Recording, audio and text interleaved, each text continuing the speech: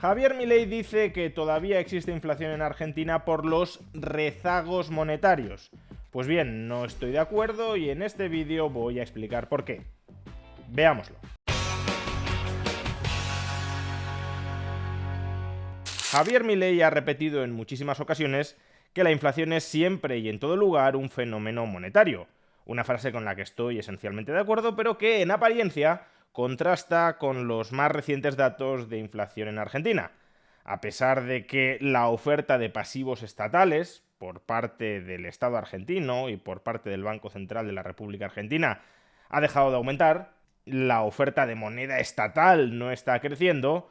A pesar de ello, la inflación en Argentina se resiste a bajar, se resiste a converger a cifras similares a las de cualquier otro país desarrollado.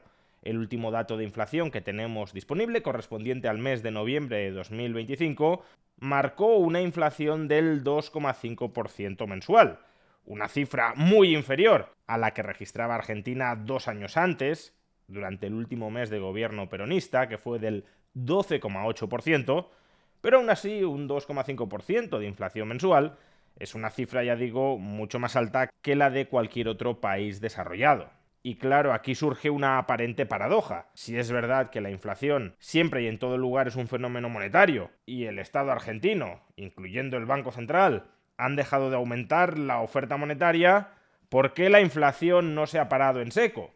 Y una de las explicaciones que ha vertido Javier Milei a la esfera pública es una explicación que procede en última instancia del economista de la Escuela de Chicago, Milton Friedman, quien decía que los efectos de la política monetaria, por ejemplo de un incremento de la oferta monetaria, tardaban alrededor de un año en dejarse sentir sobre la economía. Es decir, que había un lag, un retraso, un rezago de aproximadamente 12 meses desde el momento en el que se incrementaba la oferta monetaria hasta el momento en el que subían los precios. O dicho de otra manera, la inflación que tenemos hoy, según Friedman, sería consecuencia de las decisiones de política monetaria que se tomaron hace 12 meses. Y por tanto, por mucho que hoy tomemos buenas decisiones de política monetaria, esas buenas decisiones no dejarán su huella en la economía hasta dentro de un año.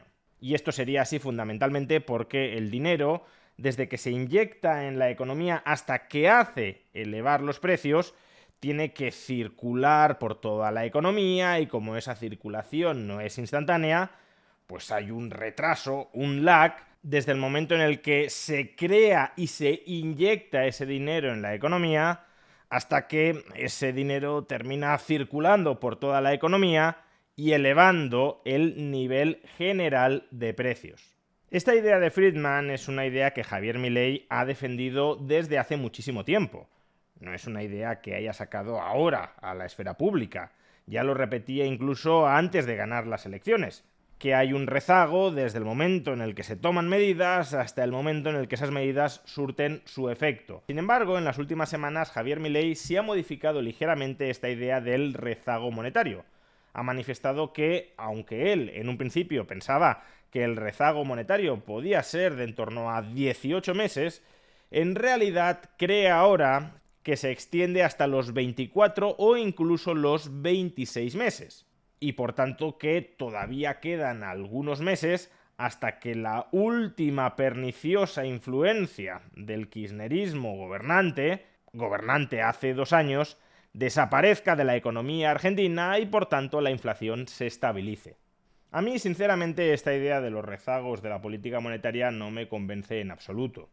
Y mucho menos me convence para una economía como la Argentina, tan pendiente y tan preocupada por los asuntos monetarios.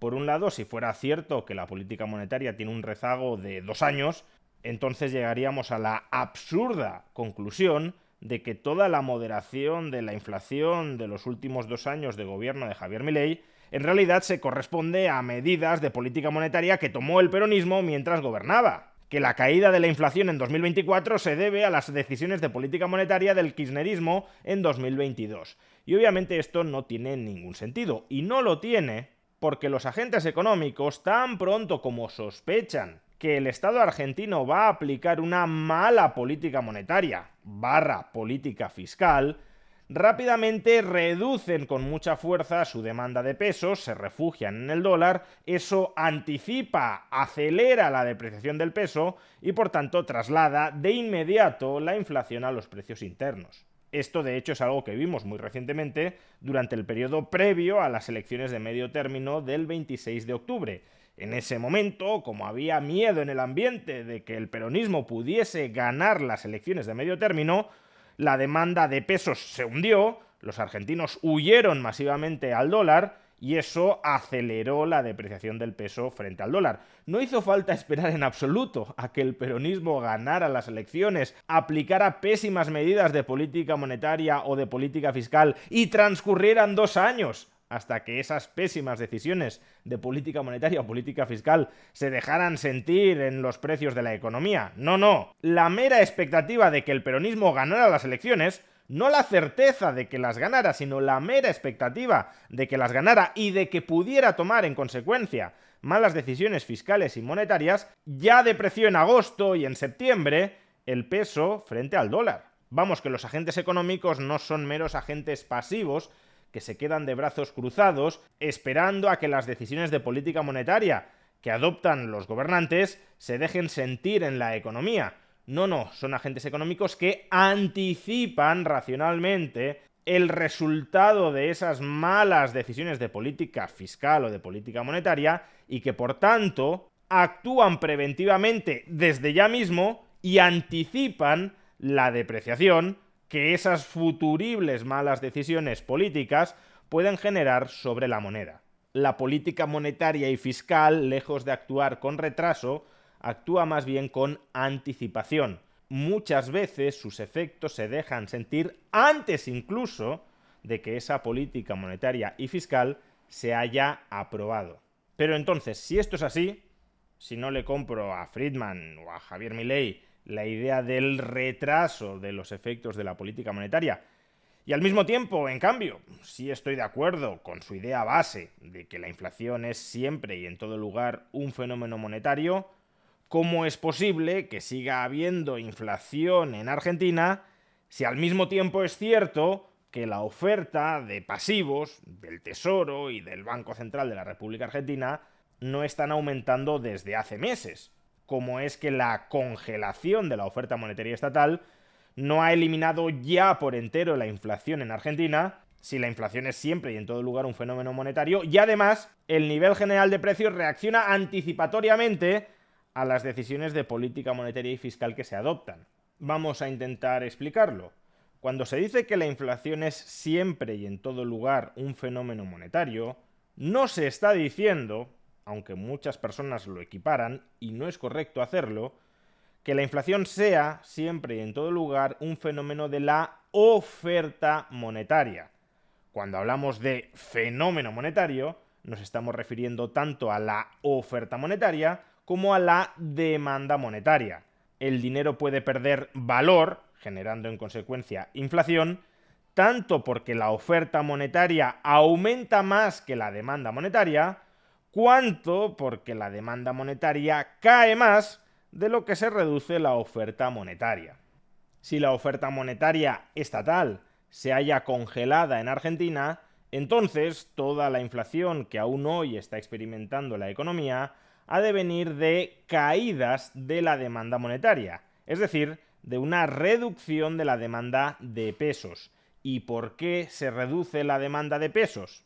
Pues hay varias razones. La primera razón, más de corto plazo, pero que puede tener una cierta persistencia, es algo así como una especie de profecía autocumplida. Si los argentinos anticipan que el mes que viene va a haber una inflación del 3% en pesos, entonces los argentinos van a intentar refugiarse en otros activos, incluyendo el dólar, para protegerse frente a esa inflación del 3%.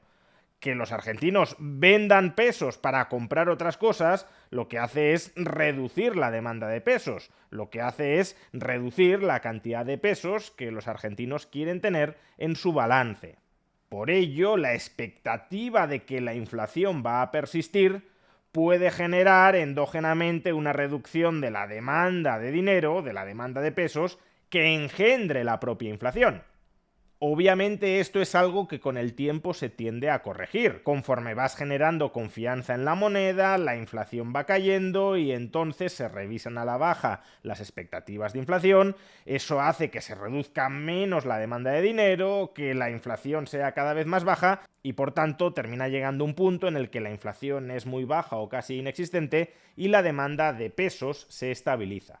Oferta de pesos estabilizada y demanda de pesos estabilizada significa valor del peso estabilizado y por tanto ausencia de inflación. Pero no hemos llegado ni mucho menos a ese punto. Pero además de estas razones coyunturales de corto plazo, existen razones más estructurales que desestabilizan la demanda de pesos. Y es que el peso, dentro de la mentalidad argentina, es una mala moneda. Es una mala moneda porque el peso, en última instancia, es un pasivo del Estado argentino. Es una deuda no convertible del Estado argentino. Y el Estado argentino tiene muy mala reputación, con razón, como deudor. El Estado argentino históricamente ha incumplido sus compromisos contractuales, ya sea mediante un repudio formal de su deuda o mediante inflaciones galopantes o incluso hiperinflaciones. Por tanto, en la medida en que los argentinos, no digamos ya los inversores extranjeros, tienen memoria, esa memoria se traduce en mala reputación de los pasivos del Estado argentino y por tanto en una frágil demanda de pesos. Es verdad que Javier Milei ha hecho mucho para reflotar la reputación del Estado argentino, y eso es algo que podemos ver con mucha claridad en la compresión del riesgo país, en la compresión de la prima de riesgo, pero de la misma manera que el riesgo país sigue sin ser cero, y no es cero a pesar del superávit presupuestario, y no lo es porque la reputación del Estado argentino sigue siendo mala, pues entonces la demanda de pesos sigue siendo una demanda frágil. Una demanda además potencialmente muy volátil, tan volátil como lo que vimos antes de las elecciones de medio término, que hubo una fuga masiva hacia el dólar, porque en un escenario en el que el peronismo pudiese regresar al poder, nadie quería tener pesos. Pues bien, esta fragilidad de la demanda de pesos es una razón que estructuralmente pesa mucho a la hora de conseguir anclar y estabilizar la demanda de pesos. Y en tercer lugar, y precisamente porque la demanda de pesos es muy frágil y muy volátil, el Estado argentino trata de estabilizarla, de darle previsibilidad a través de un esquema cambiario diseñado justamente para que el tipo de cambio entre el peso y el dólar no sea susceptible de fluctuar abruptamente. Es decir, que el Estado argentino bajo Javier Milei, consciente de la mala reputación que tiene sus pasivos, intenta de alguna manera cuidar, estabilizar el valor de esos pasivos en el mercado justamente para que las expectativas de inflación vayan bajando y por tanto la demanda de pesos se vaya estabilizando. Y esta idea de que el Estado intente evitar la volatilidad drástica, abrupta, del tipo de cambio del peso frente al dólar para anclar y estabilizar las expectativas de inflación, es una idea que en principio tiene sentido.